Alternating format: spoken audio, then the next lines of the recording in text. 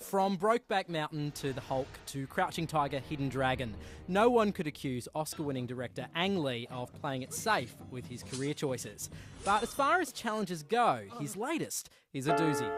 I was sitting in this coffee house, and this old man at the table next to me struck up a conversation. He said you had an amazing story.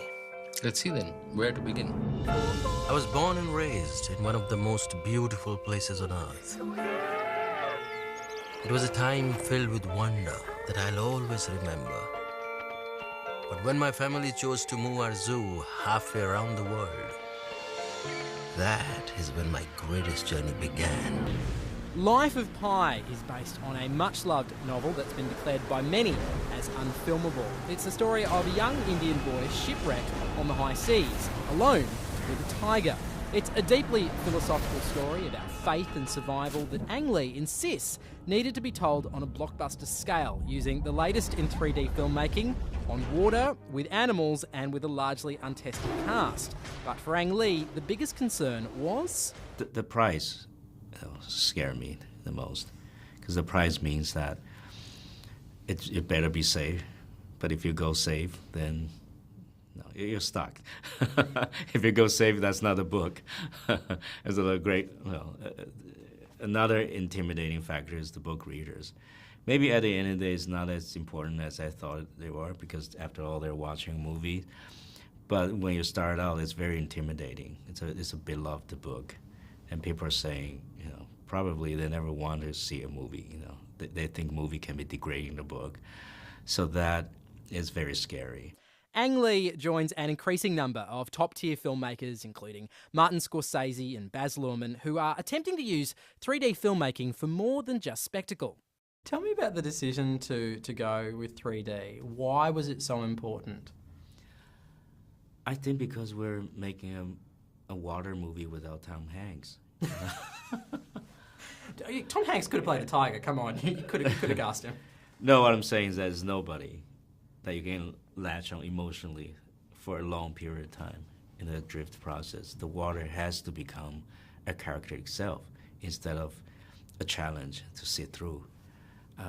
So I think 3D will make the audience bring more towards Pi, immerse in this water scene a lot better.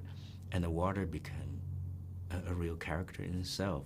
It's a reflection of Pi's mood, motivations, and it's a visualization of the abstract. So that it can turn a disadvantage into an advantage.